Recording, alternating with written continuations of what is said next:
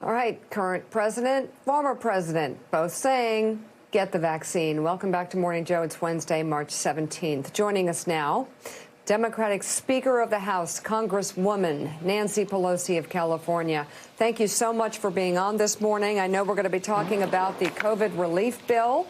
But first, I want to ask you about the investigation into security and everything surrounding the January 6th attack on the Capitol. Where do we stand with a 9/11 type commission or some sort of commission to look into a TikTok of what went wrong that day? Well, first, let me say happy St. Patrick's Day to you. I was excited to see the Taoiseach on earlier. Later today, we will have our annual lunch virtual. It was started by Tip O'Neill and President Ronald Reagan in 1973. I think it was the following year. The two of them then invited the Taoiseach. So it's been a tradition all these years, this year virtual. We're very excited to see the Taoiseach, and the Brexit talks had complicated the Good Friday, the assurances that we needed to have. I had the privilege of speaking to the dial, that's not how they pronounce it, the Parliament of Ireland, joining President Reagan and President Clinton in doing that on this subject. So today's an exciting day for us, Richie Neal, the new Republican co-chair Kelly, to welcome the Taoiseach and the Irish-American President of the United States to celebrate that. In the Capitol virtually. As the Taoiseach said this morning, next year he'll be here and we will have it actually in the Capitol. And in the Capitol is where that horrible thing happened on January 6th. The disagreements that we're having about having a bipartisan commission, and it must be bipartisan, is on the scope. On the other side, they don't want any findings included in how we go. They don't want. They want to treat something like Black Lives Matter's peaceful demonstrations in a similar manner as they would do January 6th. So the main problem is the scope of the investigation. Now, we can pass a bill, but that's not the point. We want it to be bipartisan, and it cannot be bipartisan if the scope of it is to not draw any conclusion about what happened that day as the premise for how we would go forward and investigate it. But we must investigate it, and we must get the truth for the American people. Are you concerned that were you at all asked whether or not the National Guard should be deployed previous to that day? No. Were you involved in any planning with the security No. preps? Who was? Well, there are two different questions. We were assured by the security for the Capitol that they were prepared. I was not asked anything about the National Guard until after 1 o'clock, sometime after 1 o'clock, when the president's incitement of an insurrection had already taken place.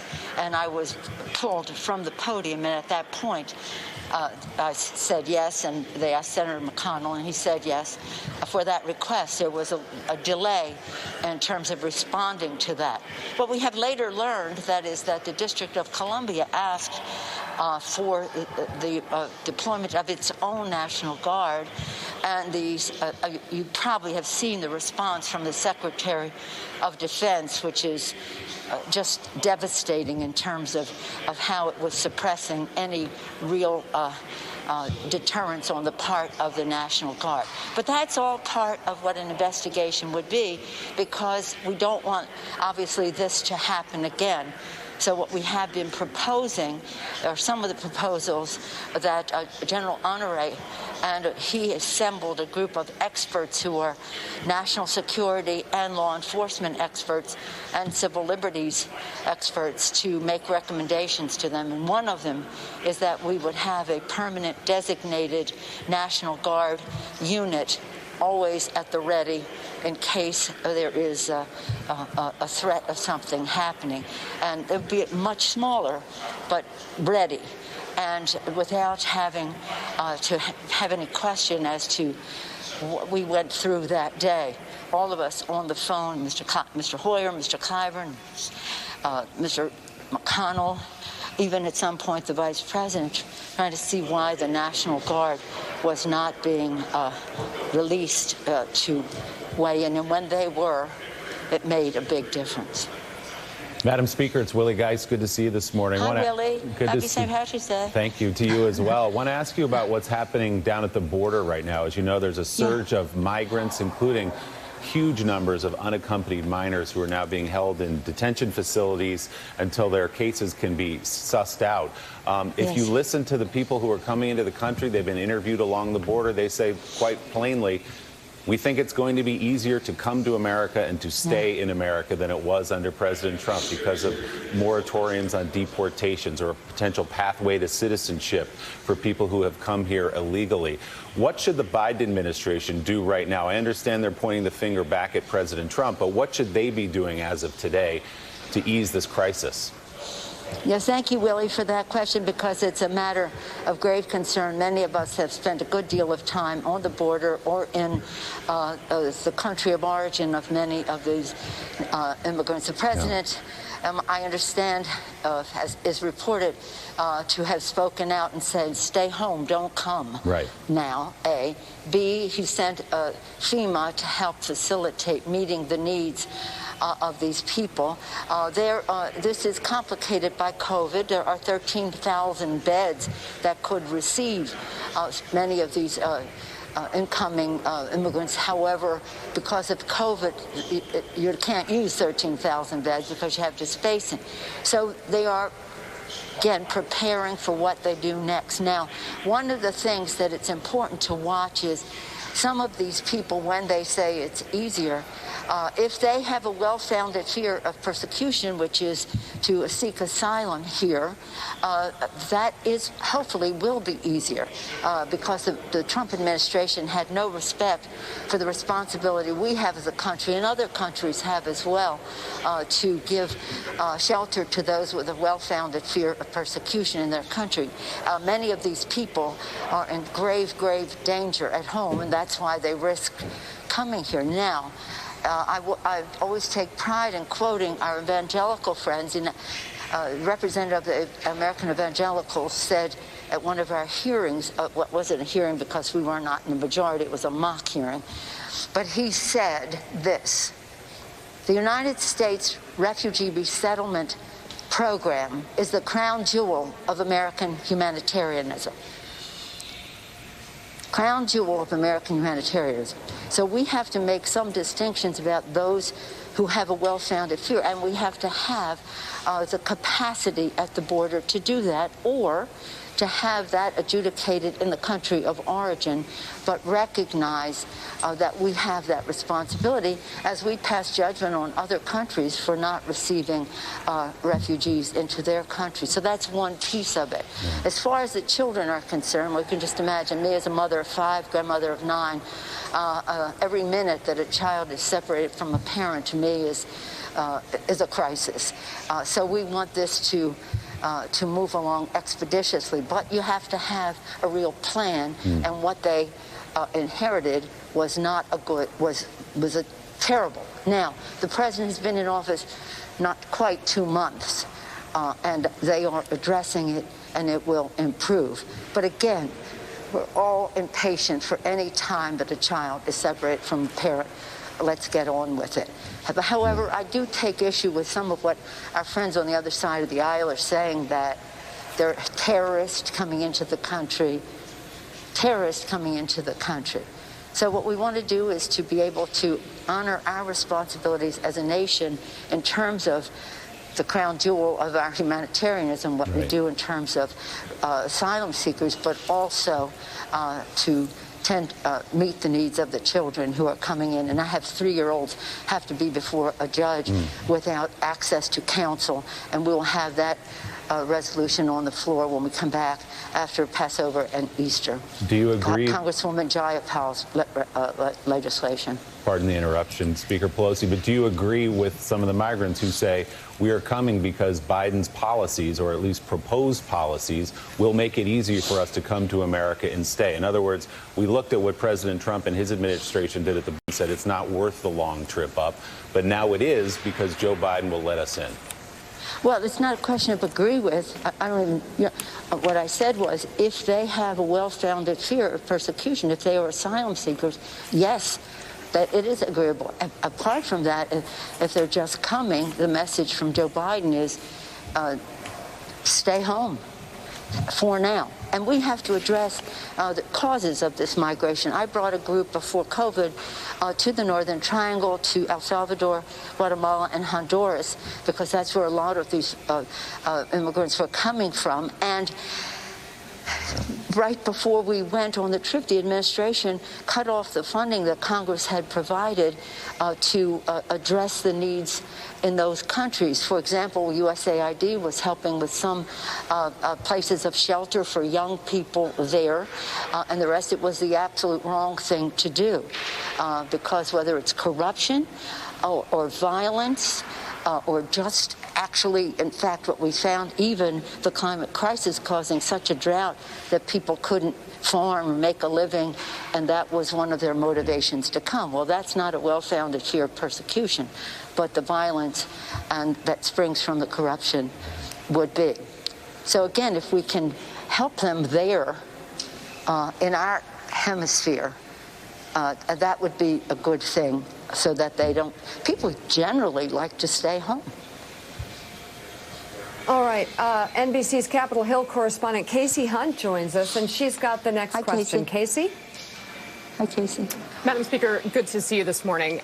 President Biden told ABC News that Andrew Cuomo, Governor Cuomo, should resign if the investigation shows the allegations against him are substantiated. Do you agree?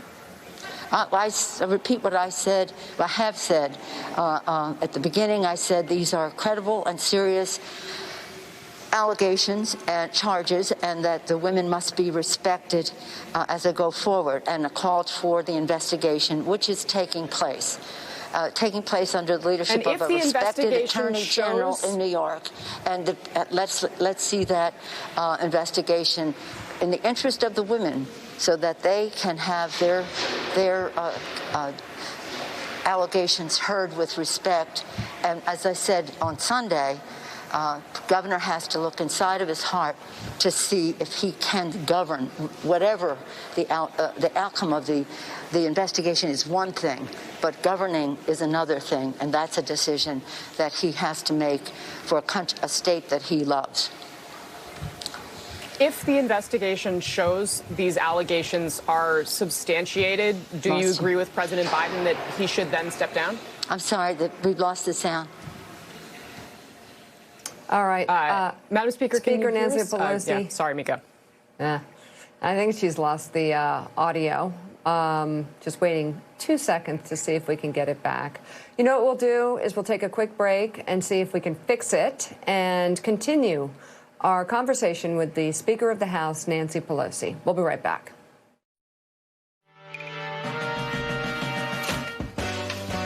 And we're back now. We've got the audio with Speaker Nancy Pelosi joining us live from Capitol Hill this morning. And we look forward to talking and hearing more about the COVID relief bill. But I just want to let Casey Hunt finish her line of questioning. Yes, indeed. Casey, jump in. Yes, Casey. Yeah, apologies for those technical difficulties there. I was just wanting to underscore here, because we heard President Biden now say that after that investigation that you talked about was complete, if the allegations are shown to be substantiated, Governor Cuomo should step down. You also have other Democratic leaders like Chuck Schumer, of course, of New York, saying he should step down. If that investigation shows those allegations are substantiated, should Governor Cuomo resign? We have zero tolerance for the behavior that is alleged against the governor. And again, I think he is a supporter of zero tolerance in terms of sexual harassment. So it would follow that if you have zero tolerance, then that would, again, be a decision that we hope the governor would make. It's heartbreaking. It's heartbreaking because, again, today on the floor of the House, although we're celebrating St. Patrick's Day, we are also having Violence Against Women Act on the floor and the Equal Rights Amendment, a separate legislation on the floor of the House. People have to unlearn some bad behavior in order to learn how we should go forward. And again, if these allegations are proven to be true, then zero tolerance would follow that the governor should not continue. Yeah. Speaker Pelosi, I want to ask you about the COVID relief bill. Yes. You know, it landmark in many ways. How do you plan to sell it to the American public? Well, I think the president and the vice president are doing a Help Is on the Way tour right now, and our members individually are taking the package home. It has so many spectacular provisions in it. First, to do what our purpose is to crush the virus. This bill is similar to what we passed in May in terms of the HEROES Act, but it is better in that President Biden, being president, has injected so much more in terms of prevention and respect for the disparities among communities of color, and the vaccine, with the funding to make sure that it's available to everyone as they are eligible to receive it. And I'm excited about the 18 and over for May 1st. So crush the virus, put money in the pockets of the American people, get our children safely back in school, again, and get people back to work. That is the package that they are selling. And within that, we have so many things about children who are starving and hungry in America, $12 billion for funding for food, to address food insecurity, money for rental insecurity, so that people can get through this. So it takes every category, and I think that you see that with they're talking about small business. What does this do for small businesses? Very positive. Taking one piece at a time so that people understand how they can avail themselves of the benefits. The response our members are getting so far has been overwhelmingly positive. Overwhelmingly positive. And from the standpoint of our economy, this injection of money to those who need it the most, and they will spend it, injects demand into the economy, creates good-paying jobs, serves as a stimulus, although it is a survival rescue package. So we're very, very proud of it. And it is, again, to meet the needs of the American people. And that is what President Biden has talked about, a package that would meet the needs of the American people. We're very proud of it, and our members are excited about exchanging ideas with people at home as to how they can avail themselves of it. House Speaker Nancy Pelosi, thank you so much for coming on this morning. We really appreciate it. It's bipartisan across the country. Bipartisan across the country. It is. The support is there. We're about to talk about that. Happy St. Patrick's Day. Thank you so much for being on. Thank you so much. Okay, take care.